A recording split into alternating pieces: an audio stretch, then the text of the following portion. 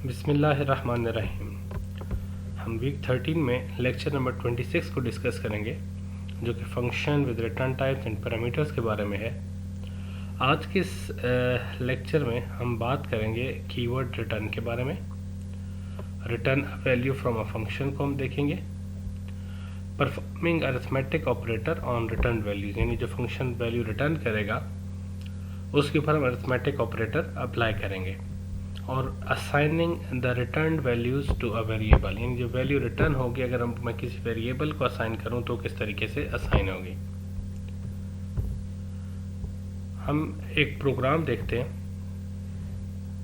जो कि हमारे पास मेन है और मेन में कुछ स्टेटमेंट्स लिखी हुई हैं। इस प्रोग्राम को एग्जीक्यूट करने से पहले मैं कुछ बातें बोलूँगा।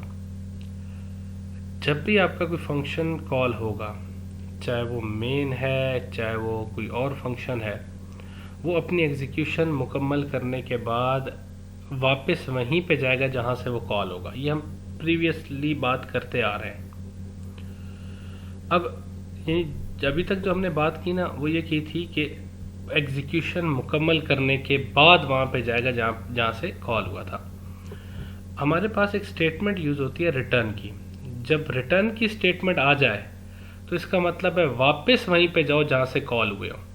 यानी रिटर्न की स्टेटमेंट हमारी जिस भी फंक्शन के अंदर जहां पे भी आ जाएगी, इसका मतलब है वापस वहीं पे जाना जहां से कॉल हुए। जिस तरह अब ये मेन फंक्शन है, इसको कॉल करने वाला कौन है? कंपाइलर ने कॉल किया होगा इसको, और ये हमारा एंट्री पॉइंट भी है। यानी पहले हमारे पास ये वाली स्टेटमेंट एग्जीक्यूट हुई और इस स्टेटमेंट के करस्पॉन्डेंस हमारा जो लाइन है, फर्स्ट लाइन प्रिंट हुआ। फिर हमारे पास ये स्टेटमेंट एग्जीक्यूट हुई और इस स्टेटमेंट ने हमारे पास कंसोल विंडो पे सेकंड लाइन प्रिंट कर दिया। अब रिटर्न की स्टेटमेंट आ गई। अब रिटर्न की स्टेटमेंट जो ही एग्जीक्यूट होगी, अब इसकी एग्जीक्यूशन मुकम्मल नहीं हुई। अगर आप देखें तो नीचे कुछ लाइंस मौजूद है मेरे पास, थर्ड लाइन और फोर्थ लाइन। अब चूंकि रिटर्न की स्टेटमेंट है, इसका मतलब है वापस वहीं पे चले जाओ जहां से कॉल हुए हो। तो नीचे जो दो स्टेटमेंट्स मेरे पास दी गई हैं, ये दो स्टेटमेंट्स एग्जीक्यूट नहीं होंगी because of above return keyword. अब अगर मैं इसी तरह एक यूजर डिफाइंड फंक्शन में इसको यूज करूं तो कैसे होगा कि सी आउट कॉलिंग फंक्शन, पहले ये स्टेटमेंट प्रिंट होगी, फिर ये फंक्शन कॉल है। कौन से फंक्शन की कॉल है? प्रिंट के फंक्शन की। तो ये प्रिंट की डेफिनेशन में आएगा। सी आउट पी एफ को प्रिंट करेगा, फिर सी आउट सी प्लस प्लस को प्रिंट करेगा। अब स्टेटमेंट कौन सी? रिटर्न। इसका मतलब है वापस वहीं चले जाओ जहां से कॉल हुए हो। तो ये फंक्शन वापस वहीं पे आएगा जहां से ये कॉल हुआ है। और इसके बाद अगली नेक्स्ट लाइन क्या प्रिंट होगी? After function call. तो अगर मेरे पास ये स्टेटमेंट रिटर्न की स्टेटमेंट एंड पे हो तो फिर क्या होगा? पहली स्टेटमेंट प्रिंट, सी आउट और ये सारी की सारी स्टेटमेंट्स प्रिंट होने के बाद रिटर्न। अब अगर मैं यहाँ रिटर्न नहीं भी लिखता तब भी फंक्शन ने वहीं पे वापस जाना है जहाँ से कॉल हुआ, क्योंकि फंक्शन की एग्जीक्यूशन कंप्लीट हो चुकी है। अब इसका मतलब है वॉइड जो फंक्शन हमने देखा, इससे पहले हम वॉइड फंक्शन में रिटर्न नहीं लिख रहे थे। तो वॉइड फंक्शन, जिस फंक्शन की रिटर्न टाइप वॉइड है, उसमें रिटर्न का कीवर्ड यूज करना ऑप्शनल है या आपकी लॉजिक के ऊपर डिपेंड करता है कि आप यूज करना चाह रहे हैं या नहीं करना चाह रहे हैं। अगर आपकी लॉजिक है उस तरह तो आप यूज करें। तो आपके पास फंक्शन वापस आया था और सिर्फ next line after function call की प्रिंट हो गई। अब मेरे पास जो फंक्शन मेन है ना, वो हम इस तरीके से भी लिख सकते हैं, दो तरह से। एक वॉइड में जो अभी तक हम लिखते आ रहे हैं, और दूसरा हम इंट मेन के जरिए से भी लिख सकते हैं। अब इंट का मतलब क्या हुआ? अगर यहाँ पे आपके पास return type other than int आ जाती है, यानी ये जो मेरे पास ये रिटर्न टाइप है ये इंट के अलावा आ जाती है, सॉरी वॉइड के अलावा आ जाती है, तो इसका मतलब है it's compulsory for a function to return a value. Return a value, कौन सी वैल्यू? जो रिटर्न टाइप आप ये मेंशन कर। अब इस स्टेटमेंट को अगर मैं पढ़ूं तो इसका मतलब है a function with name main has no parameter but will return a value integer. यानी वो कौन सी वैल्यू रिटर्न करेगा? एक इंटीजर टाइप की वैल्यू रिटर्न करेगा।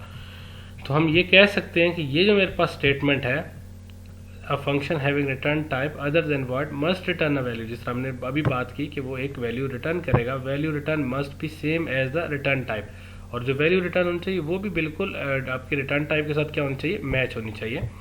तो हमारे पास ये स्टेटमेंट आ गई, तो हम रिटर्न का कीवर्ड लिख देते हैं। अब रिटर्न का कीवर्ड लिखना स्टूडेंट्स एनफ नहीं है, क्यों? क्योंकि रिटर्न का कीवर्ड, अब ये रिटर्न का कीवर्ड कोई वैल्यू रिटर्न नहीं कर रहा। ये सिंपल हमने क्या लिखा हुआ है, एक रिटर्न की स्टेटमेंट लिखी हुई है। इससे हम ये नहीं कह सकते कि ये फंक्शन ये वाली वैल्यू रिटर्न करेगा। वैल्यू से मेरी क्या मुराद है, इंटीजर टाइप कौन सी वैल्यू है, 0 1 0 1 2 3, ये सारे इंटीजर वैल्यूज हैं। अब कोई भी इंटीजर वैल्यू ये फंक्शन रिटर्न करे तो वेल एंड गुड, अच्छी बात है, पर सिंपल रिटर्न की स्टेटमेंट यूज नहीं होगी। इसका मतलब है कि मैं सिंपल रिटर्न की स्टेटमेंट सिर्फ वॉइड रिटर्न टाइप वाले फंक्शंस के अंदर मेंशन करूंगा, इसके अलावा मैं मेंशन नहीं करूंगा। तो मेरे पास ये स्टेटमेंट क्या जनरेट करेगी, एरर, और मैं यहाँ स्टेटमेंट क्या लिख रहा हूँ, रिटर्न रिटर्न 15। अब रिटर्न 15 क्या करेगा कि ये फंक्शन जहाँ से कॉल हुआ, अभी हमें नहीं पता इसको कंपाइलर ने किस जगह से कॉल किया, जिस लोकेशन से भी कॉल किया होगा वहाँ पे ये 15 वैल्यू को वापस ले जाएगा। तो अगर मैं यहाँ पे void लिखूँ और void के अंदर मैं ऐसी रिटर्न टाइप दे दूँ 20, तो ये स्टेटमेंट स्टूडेंट्स अब एरर है। क्यों एरर है ये स्टेटमेंट, क्योंकि फंक्शन ऐसी रिटर्न टाइप है ही नहीं फंक्शन की रिटर्न टाइप क्या है, void का मतलब क्या है, the function will not return any value. हाँ, सिंपल रिटर्न मैं लिख सकता हूँ उसके साथ, कोई प्रॉब्लम नहीं है, पर वैल्यू के साथ रिटर्न मैंने मेंशन नहीं करना, ये void के केस की बात है। तो ये स्टेटमेंट हमारे पास एक्चुअल में क्या जनरेट कर रही होगी, स्टेटमेंट हमारे पास एरर जनरेट कर रही है कि आपके अगर किसी फंक्शन की रिटर्न टाइप void है तो उसके लिए लाजमी नहीं है कि वो कोई वैल्यू रिटर्न करे। अब मैं देखता हूँ यहाँ पे सबसे पहले मेरा ये फंक्शन कॉल हुआ। अब जब फंक्शन कॉल होगा तो कहाँ मूव करेगा, फंक्शन की डेफिनेशन में। फंक्शन 1 कॉल हुआ था यहाँ पे। अब आप देख रहे हैं यहाँ से क्या रिटर्न हो रहा है, 15। फिर अगली स्टेटमेंट है रिटर्न 1 रिटर्न 2। अब इन तीनों में से कौन सी वैल्यू रिटर्न होगी, तो जब मैंने कहा जब भी रिटर्न की स्टेटमेंट एग्जीक्यूट होगी, यानी ये जब स्टेटमेंट एग्जीक्यूट होगी यहाँ से वापस चले जाओगे, और वापस कहाँ जाओगे, जहाँ से कॉल हुए हो। अब खाली वापस नहीं जा रहा, ये क्या लेके जाएगा साथ में, वैल्यू 15, यानी ये वाली वैल्यू आपके पास इस जगह के ऊपर ये भेजेगा, और इस लाइन को हम कह सकते हैं ये लाइन किससे रिप्लेस हो जाएगी, वैल्यू 15 के साथ। तो हम इसको भी देखते हैं कि अगर मेरे पास ये वाली स्टेटमेंट और नीचे वाली, तो ऑब्वियस बात है फिर एग्जीक्यूट ही नहीं होगी, क्योंकि जो पहली आपकी रिटर्न की स्टेटमेंट आ गई तो बाकी रिटर्न की स्टेटमेंट्स एग्जीक्यूट नहीं होगी। तो बाकी अगर रिटर्न की स्टेटमेंट एग्जीक्यूट नहीं होगी तो उसका मतलब है वो वाली वैल्यूज में हमारे पास रिटर्न नहीं होगी। यहाँ से कौन सी वैल्यू रिटर्न हुई, 15। अब एक बात आपने नोट करनी है कि function will return 1 and only 1 value. एक फंक्शन सिर्फ एक वैल्यू रिटर्न करेगा, एक से ज़्यादा वैल्यूज फंक्शन रिटर्न नहीं कर सकता। हाउएवर यहाँ पे मैंने तीन स्टेटमेंट्स लिखी हैं रिटर्न की, पर पहली स्टेटमेंट जो एग्जीक्यूट होगी वहीं से वैल्यू रिटर्न करेगा, कहाँ पे, जहाँ से फंक्शन कॉल हुआ है। अब अगर मेरे पास दो फंक्शंस के दरमियान अरिथमेटिक ऑपरेटर है तो ये चीज़ आपने जहन में रखनी है कि प्लस का ऑपरेटर जिन जिन डेटा टाइप्स के ऊपर अप्लाई हो सकता है, फंक्शन 1 की रिटर्न टाइप भी वही होनी चाहिए, और फंक्शन ये जो आपने राइट साइड पे लिखा हुआ है, राइट और लेफ्ट साइड पे जो लिखे हुए हैं फंक्शंस, अब लाजमी नहीं है फंक्शन 1 फंक्शन 2 भी हो सकता है। तो इन दोनों की टाइप जो है वो प्लस के ऑपरेटर से कंपेटेबल होनी चाहिए रिटर्न टाइप, तो फिर ये अप्लाई होगा। लेट से मेरे पास अब ये सबसे पहले फंक्शन ये कॉल होगा, ये फंक्शन जब कॉल हुआ तो रिटर्न 15, यहाँ पे वैल्यू रिटर्न कौन सी होगी, 15। अब इस फंक्शन की बारी है, अब ये फंक्शन कॉल हुआ, यहाँ पे क्या वैल्यू रिटर्न हो गई, 15। 15 + 15 रिजल्ट क्या आया, 30। और आपके जो है मैंने वही बात की कि आपका जो ऑपरेटर है वो कंपेटेबल होना चाहिए आपके फंक्शन की रिटर्न टाइप के साथ। अब यहाँ पे क्या केस होगा, अब स्टूडेंट्स यहाँ पे हमारे पास इंट x = फंक्शन 1, मैं x को असाइन कर रहा हूँ कोई फंक्शन की वैल्यू। अब फंक्शन सबसे पहले कॉल होगा, कॉल होते साथ वैल्यू रिटर्न करेगा, कौन सी वैल्यू रिटर्न हुई, 15, और 15 किसको एक्चुअली असाइन होगा, x को।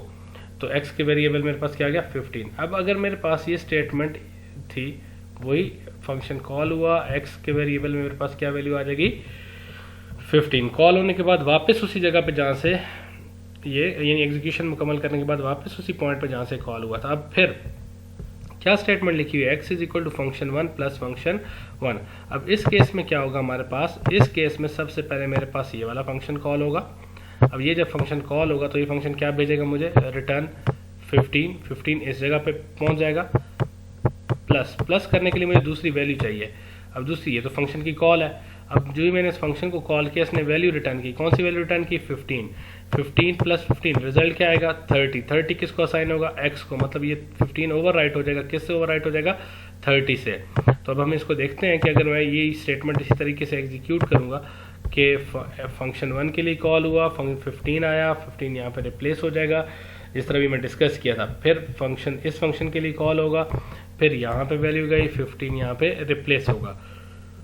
15 प्लस 15 आंसर क्या आएगा? 30। 30 किसको असाइन होगा? x को असाइन होगा।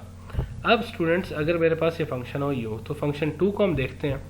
फंक्शन 2 मेरे पास एक ऐसा फंक्शन है जिसकी रिटर्न टाइप वॉइड है, तो ये स्टेटमेंट एरर जनरेट करेगी, क्योंकि इस पर्टिकुलर स्टेटमेंट का मतलब क्या है? Int y।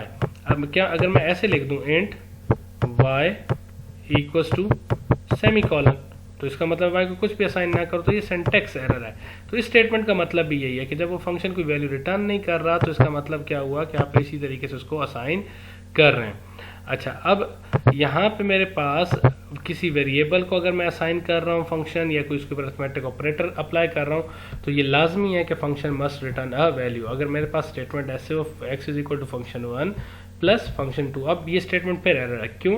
क्योंकि फंक्शन 2 कोई ऐसी वैल्यू ही नहीं भेज रहा जिसको वो प्लस कर सके। फंक्शन 1 की तरफ से तो वैल्यू आ जाएगी, 15 आ जाएगी, 15 प्लस व्हाट? फंक्शन 2 तो कोई वैल्यू नहीं रिटर्न कर रहा मुझे।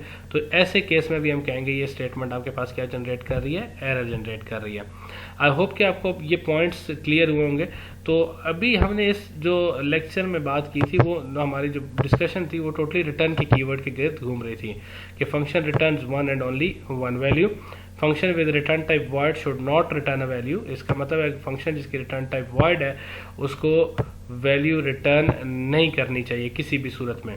अ function with return type other then void must return, अगर कोई फंक्शन है जिसकी रिटर्न टाइप void के अलावा रिटर्न टाइप है तो उसके ऊपर कंपलसरी है कि वो वैल्यू रिटर्न करेगा। हाँ, अगर उसकी रिटर्न टाइप void के अलावा है और वो वैल्यू रिटर्न नहीं करता तो स्टेटमेंट एरर है।